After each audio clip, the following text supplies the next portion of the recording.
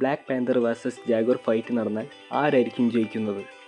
Black Panther അഥവാ കരിമ്പുലി പുലികളുടെ ഒരു പ്രത്യേക സ്പീഷീസ് ഒന്നുമല്ല. പുള്ളിപ്പുലികളിലും ജാഗ്വറിലുമൊക്കെ ഉണ്ടാകുന്ന ജനറ്റിക് ചേഞ്ചസ് കാരണം മെലാനിൻ എന്നു പേരുള്ള പിഗ്മെൻ്റ് ഉണ്ടാക്കാൻ സഹായിക്കുന്ന ജീനുകളിൽ വരുന്ന മാറ്റങ്ങൾ കാരണം മെലാനിൻ കൂടുതൽ അളവിൽ പ്രൊഡ്യൂസ് ചെയ്യുകയും ശരീരത്തിന് കറുപ്പ് നിറം നൽകുകയും ചെയ്യുന്നു.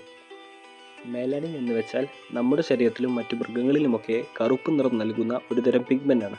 അതുകൊണ്ട് തന്നെ ബ്ലാക്ക് പാന്തർ ഒന്നെങ്കിൽ പുള്ളിപ്പുലി ആവാം, അല്ലെങ്കിൽ ജാഗ്വർ ആവാം.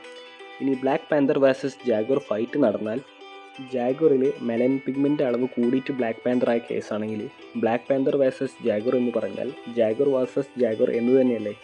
അങ്ങനെയാണെങ്കിൽ ഒരു ഫൈറ്റ് നടന്നു കഴിഞ്ഞാൽ രണ്ടു പേർക്കും ഈക്വൽ ചാൻസ് ആണുള്ളത് ഫൈറ്റിൽ ജയിക്കാനായിട്ട്. ചിലപ്പോൾ ബ്ലാക്ക് പാന്തർ ജയിക്കാം, ചിലപ്പോൾ നോർമൽ ജാഗ്വർ ജയിക്കാം. രണ്ടു പേർക്കും ഈക്വൽ ചാൻസ് ആണുള്ളത്. അതുപോലെ പുള്ളിപ്പുലിയിൽ മെലാനിൻ്റെ അളവ് കൂടിയിട്ട് ബ്ലാക്ക് പാന്തർ ആയ കേസാണെങ്കിൽ ബ്ലാക്ക് പാന്തർ വേഴ്സസ് ജാഗ്വർ എന്ന് പറഞ്ഞാൽ ബ്ലാക്ക് ലെപ്പേർഡ് വേഴ്സസ് ജാഗ്വർ എന്നല്ലേ? അങ്ങനെയാണെങ്കിൽ ഈ ഒരു ഫൈറ്റിൽ ജാഗ്വർ ജയിക്കാനാണ് കൂടുതൽ ചാൻസ് ഉള്ളത്. കാരണം ബ്ലാക്ക് ലെപ്പേർഡിനേക്കാൾ സ്ട്രെങ്ത്തും ബൈറ്റ് ഫോഴ്സ്, മസ്കുലാരിറ്റി, വെയിറ്റ് ഒക്കെ കൂടുതലുള്ളത് ജാഗ്വറിനല്ലേ? പക്ഷേ ബ്ലാക്ക് ലെപ്പേർഡ് വേഴ്സസ് ജാഗ്വർ തമ്മിലുള്ള ഫൈറ്റ് നടക്കാനുള്ള ചാൻസസേ ഇല്ല. കാരണം ജാഗ്വേഴ്സ് ആകെയുള്ളത് സൗത്ത് അമേരിക്കയിലുള്ള ആമസോൺ കാടുകളിലാണ്.